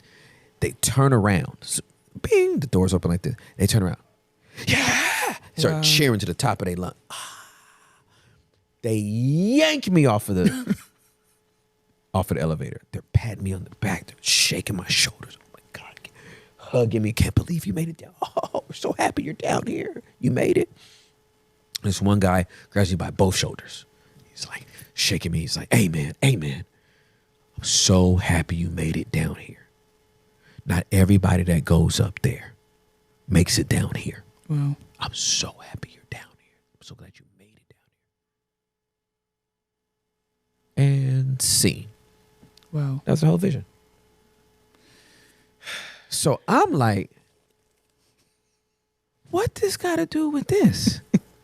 I'm like, Lord, what was that? And the Holy Spirit says, Tim, everybody thinks the objective, the assignment is to get to the top. Yeah. He said, I haven't called people to get to the top. I've called people to get to the bottom. Yes. I said, oh. Yeah. Then he said, Tim, if Jesus is the chief cornerstone, what floor would you want to live on? He is the foundation. Yeah. But we think the building is meant to put us on top. Yes. Yeah. The building is meant to put him on top. Yeah. Not us. Yeah. I'm staying in the basement, close to him. Yeah. Because this thing, okay, how many people have we seen elevate themselves through church? Yeah. And wind up far from God? Yeah. Yeah. Further from God than if they would just stayed a youth leader. Yeah.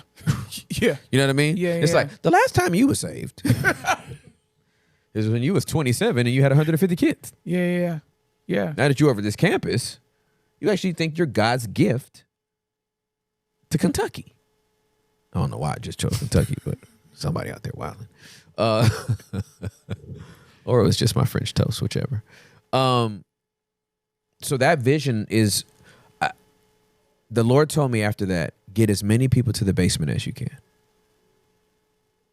And so I thought, because I'm a disciple maker, both Juliet and I just thought the rest of my life, whoever you call me to disciple and to mentor, I'm going to tell them this story. Mm-hmm. I had no clue it was going to become a podcast. I had no clue what Dwellers was supposed to really be like. I had no clue all of this was waiting for me. So this was what we're doing now with the pod and all of this, you couldn't have paid me to believe I'd be talking on a hot mic the way I've been talking to my mentors for 20-some years. I didn't see that coming. But he told me, the same way you talk in private, that's the way I need you to talk publicly. And my response was, I'm going to get canceled. And he said, go ahead and get canceled. I can't tell you how much we need that. Yeah. We need it. Oh my God. I feel like if ever there's a time that people are just sick and tired of all the fluff, Yeah. it's now. Yeah. Like, we really need the real. We need, just tell me what it is. Yeah. Tell me how the heck to do this. Yeah. You know what I'm saying? Yes, I do. Stop giving me all the extra and it's just, I'm tired. Just Yep. give me what it is. Yep. You know what I'm saying? Yep. I can't tell you how much this podcast has just changed my life. It's changed my life. It's changed my thoughts. It's changed the way that I think. And the idea of going up is down, I just want to pursue him. Yep. Facts. You can keep the platform. You can have it all. All of it. All of it. Because Tim, where I am right now, I feel like life has been lifing in such a way, but I feel like the Lord has been using it to get me like in his armpit. You know what I'm like? Right in that little crease. Like right here. Right there. You know what I'm saying? And if he has hair under his arm, I am combing your it. neck is a little wet. He got you in that little baby headlock. Literally. Yeah, for sure. And I don't want to be anywhere Me else. either. I don't. Where would you want? I don't want to be nowhere else. I don't. Yeah. You can keep the lights. You can keep the platform. You can keep all of it. Yeah. I need him. Yeah, me too. And I'm just trying to like stay down here. Me too. Just stay down here. Me too. Can I ask you? I know we've been talking for a long time. I hope I'm not exhausting you. Girl, please. Okay. I'm here for this. When you started your podcast, I don't know what's the question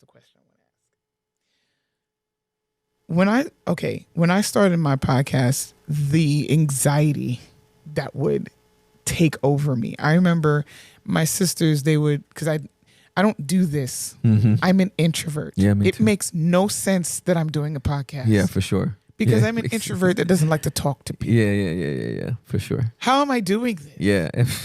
Why am I doing this? Right. And so my sisters, before we started the podcast, they would like, let's do some trial episodes or whatever. Just get you comfortable with being on camera. I'd have panic attacks. Yeah. Fold up in tears. Yeah. I mean, am I lying? Like, they would just be looking at me like, what do we do? Your sisters were like, this is going to suck. This is going to be, we give her, my over-under is 3 episodes. And it's a wrap. It's a wrap. It was like really bad, really bad. That's funny. And then when I actually started doing it, was when I felt like, wow, like, God, you really want me to do this? Yeah. Was it hard for you? Were you scared? Yep. Like, well, duh, because I do remember you would be just Killing the cord is what I was doing. I destroyed the cord. But did you ever have moments where you felt like, yo, why am I doing this? Is this worth it all? Yeah. Really? All the stuff. Oh, absolutely. Really? Oh, yes. When we first started, I was like, why am I doing like every time we taped an episode, I would drive home and be like, I shouldn't have said that. Maybe I should edit that. I said it. It's out there and whatever. And then 2023 came and I did it all over again. I shouldn't have said that. I said it though. And I meant it. I actually meant that. Yeah.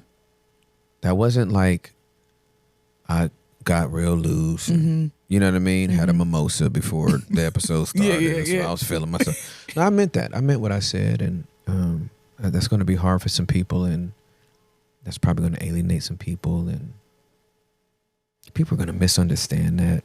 And I can't take it back.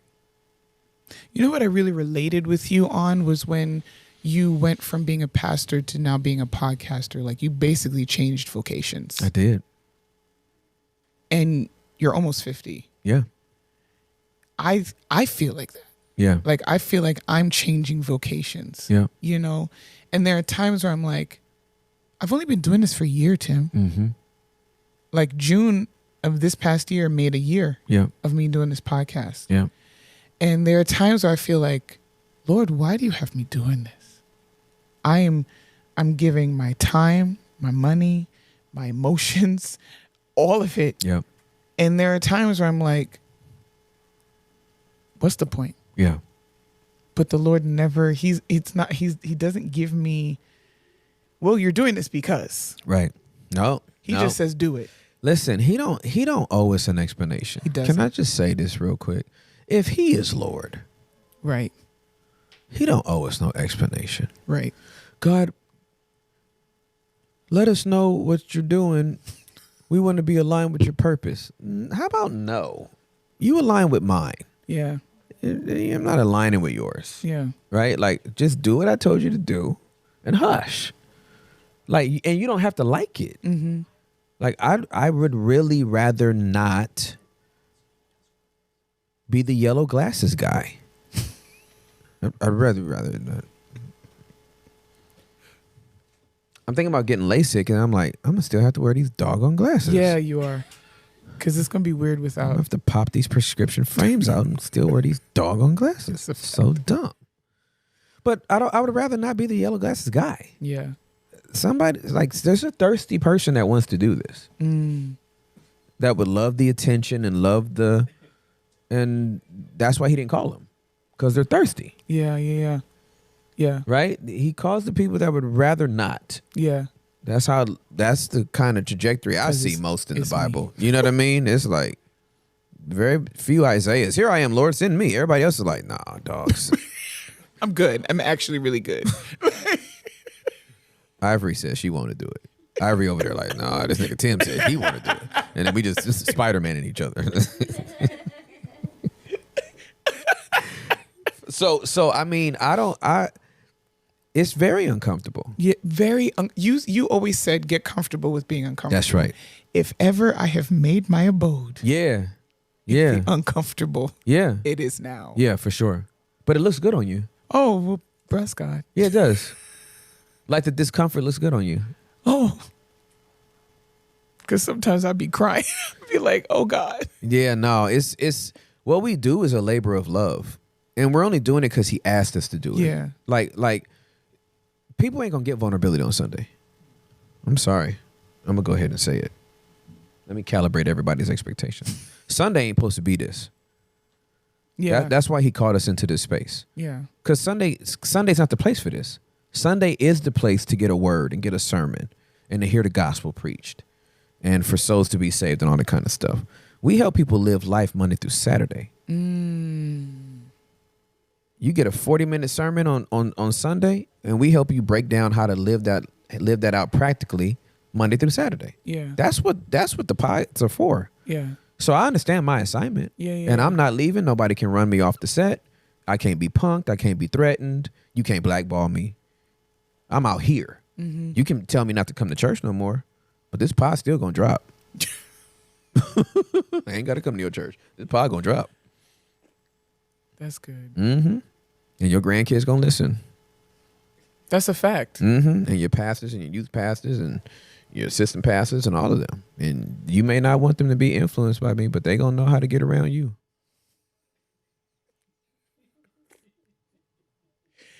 Uncle Tim, can I just tell you I love you so much?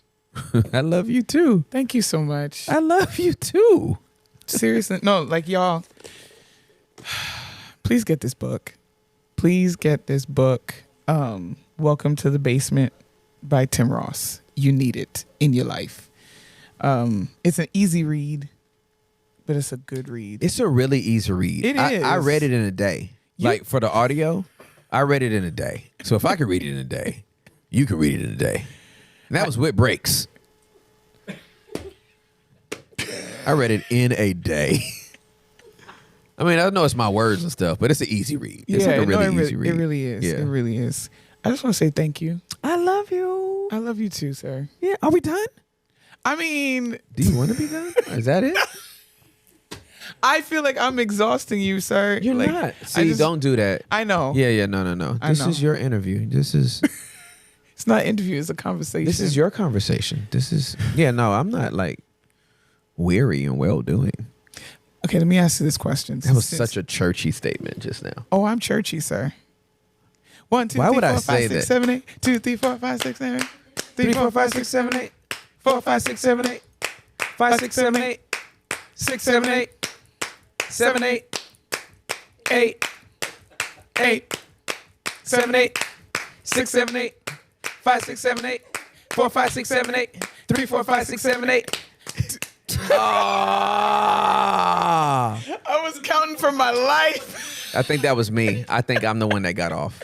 I lost the clapping Was it you then? time. I don't know. I don't know. You said it was you. So. Okay, I'm going with me. I blamed it. We got to 3. Doggone it. We was almost there. Okay, can I ask you this question? Yes. Church hurt. Church hurt. Yeah. It's a thing.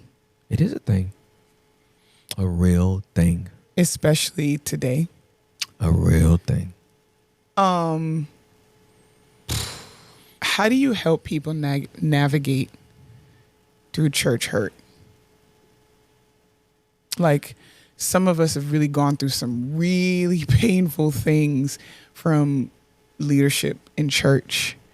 And for some, it's so hard for us to put God here and put man here. Mm-hmm. And sometimes when we have been hurt by leadership, it's like we see it as synonymous with God. We do, which is unfortunate. And I think the leaders have a lot to do with that. Because they want to be on par with God. Yeah. They actually do. Yeah. Which is unfortunate. Not every leader. But a lot of these leaders that you wind up getting hurt by and you don't know if God is real no more, they kind of want it to be a demigod. They're like playing out Greek mythology. They think they're Thor. God is Odin. Not Odin. If you mess with me,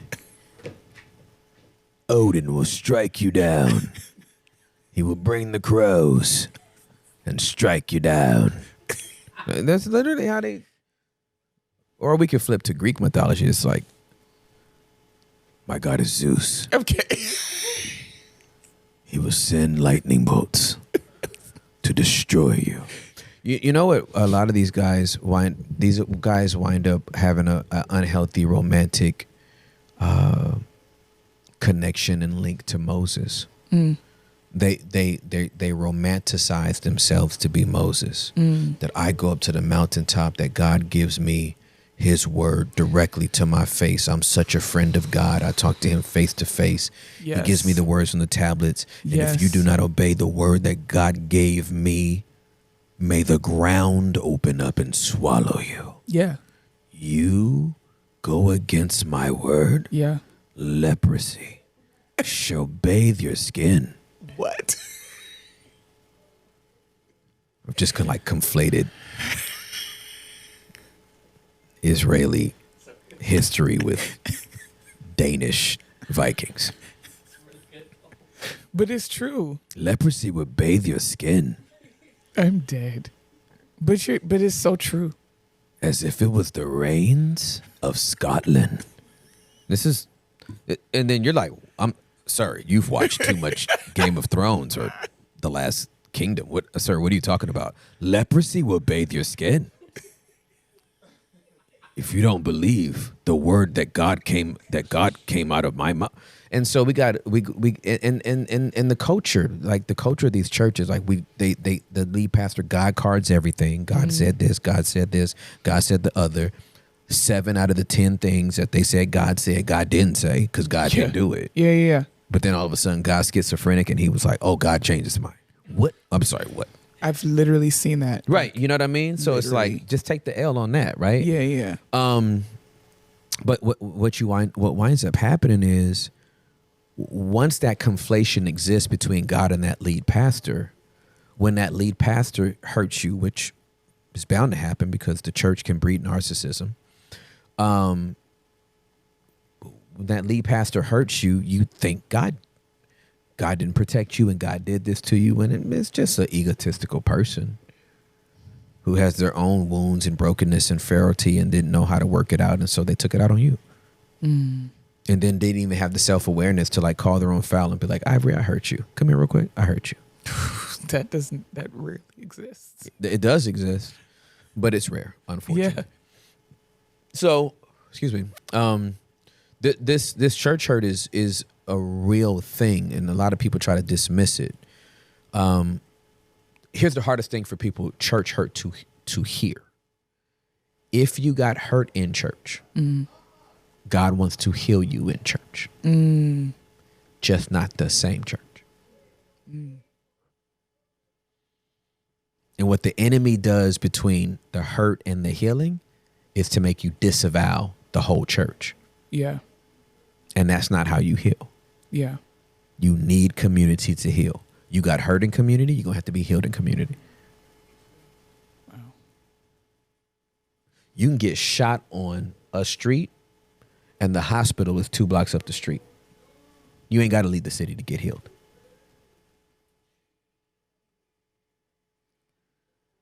You just need a different community that knows how to heal instead of hurt. But what do you do, Tim, where it's hard to find that other community? Like, I don't know about nobody else. I get tired of church shopping. I get it. Well, listen. Okay, so yeah, church shopping, it can be fatiguing. A couple of things. There's no perfect church, right? And then at a certain point, I'm 49 now, right? And so I realized that at 49, I don't need what I needed at 29. Like at 49, I'm going to tell you my ideal church at 49. Okay. My ideal church at 49 is a church that I had nothing to do with. I don't know nobody there. Oh, that's a fact. I know nobody at this church, right? I barely heard of the guy that's pastoring it, right? I don't know. Maybe he sent an Easter postcard or something and was like, check us out on Easter. I'm going to be talking about, spoiler alert, the risen Savior. I'm like, oh snap! I wonder what happened. I gotta go, baby. We should go. I don't know if he's gonna get up or not. Let's go. And then so we get there, and the worship is decent because I've already heard everybody. I've heard everybody. Brenda Ellis, Steve Lawrence, Myron Butler, Carrie Job, Cody. I've heard everybody. So, like, I don't even need you to be dope. Just hit the note. Please hit the note. Just hit the note. Hit the note. Hit the note. Hit the note. No. You're in the wrong key. Key. There you are. Right. Just hit your little note, okay? I need the pastor to just be decent. Like, don't call Daniel Obadiah. Yeah. Like, I don't even need you to, like, be the best. I've heard the best preachers in the world. Yeah. I've heard the best Bible teachers in the world. I don't even need you to be a dope teacher. I want I want him to love his little wife or her little husband. Okay? And I want their kids not to be boning nobody in the youth group. It's not too much to ask. Okay? It's not too much to ask. And then I want to hug everybody and go home.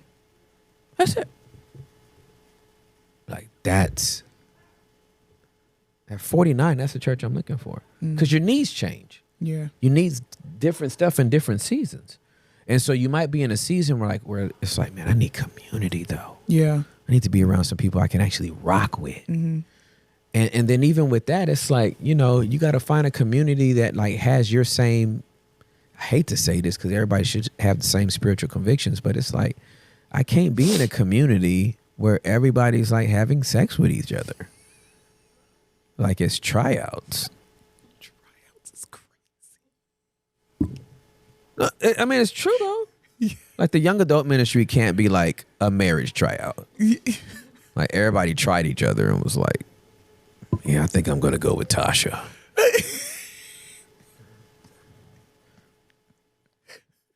There was Brenda, Felicia, Tasha, Christina, about 3 Kims. You can't try out everybody in the church, right? So you got to find out. You can't be at a church where it's just getting weird. I don't want to be at a church where there's going to be 9 offerings. You're going to leave me alone with these offerings, guy. You're going to do it one time, if at all. And I'm going to give you what I said I was going to give you. If you try to stick me up again, I'm leaving. If I want to be robbed, I'll go to Leimert Park at 2 a.m. with a gold chain on. I'm done. Duffel bag full of money. Unzipped. If I want to be robbed. So your needs change. So you got to know what you want now, and then just like say that this is what I want. Like that's, and then yes, you do got to shop and all that kind of stuff, and that takes time. But like God always leads His people where He wants them to be. But that's where we are right now. Yeah. Yeah. How long have we been gone? Really? That's beautiful. I'm over here thinking it was definitely 3. Ivory's like, it's got to be 3 hours already. It's got to be. No, Uncle Tim, thank you so much. I love you. I love you too, sir. You made this like super easy. I'm so glad you're doing this. Yes. Like we listen. I'm for a vulnerability movement. Right? Me too. Yeah. I'm not for a vulnerability monopoly. Yeah. We're not trying to monopolize vulnerability. What we're saying is let's just have a movement. Yeah.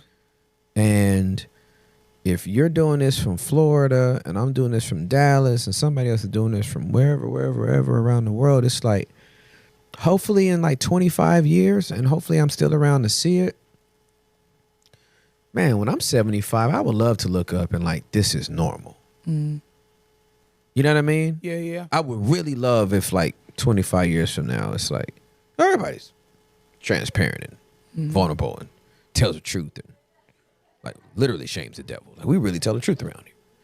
You know, I would love for a pastor to sit down for 3 months or 9 months because I'm starting to get fatigued and I can see myself starting to lean into more of my carnality than my spirituality. And so I'm going to sit down for 90 days.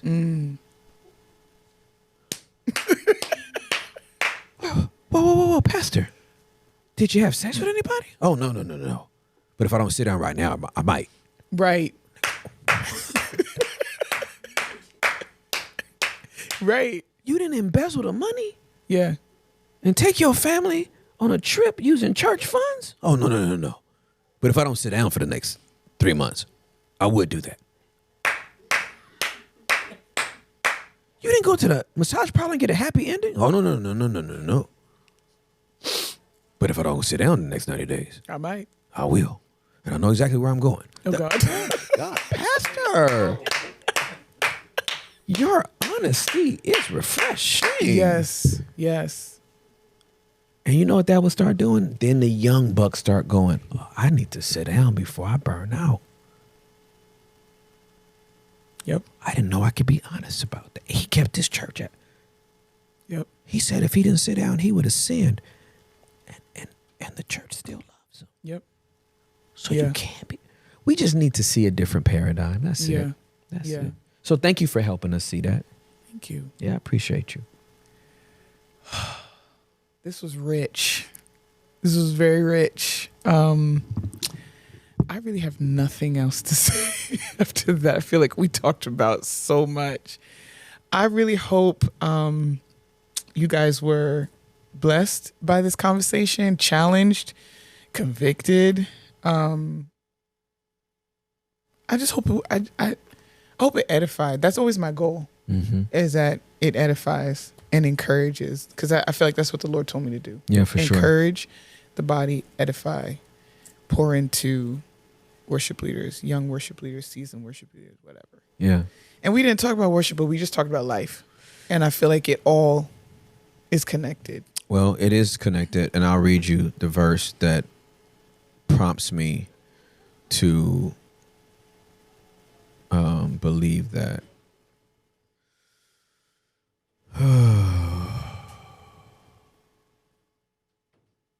Romans 12, 1 and 2. I beseech you, therefore, brethren, by the mercies of God, that you present your bodies a living sacrifice, holy, acceptable to God, which is your reasonable service. That's worship. Yes. Yes. And do not be conformed to this world, but be transformed by the renewing of your mind, that you may, King James, I haven't memorized it, even I'm reading about the New King James, that you may, I got ye in my head, but you may prove what is that good and acceptable and perfect will of God. These kind of practical navigation of life, like when you can worship God with depression breathing on your neck, when you have to fight back an anxiety attack to remember your trust in God, that's real worship. Yeah. It's not this propped stage. I prayed and everything was better. Sometimes it is a rough night. Yeah. Sometimes it is crying through a pod. Yeah. Right? Sometimes it is laughing in the midst of the pain. A lot of people wouldn't know this, and I wouldn't expect them to. But I did stand up comedy. Humor was my first coping mechanism before porn. So the tragedy of my sexual brokenness because of my sexual abuse, I just found something to laugh about. I wish I would have leaned into it more instead of the vice of porn, but it ain't that bad. I'm gonna laugh at something.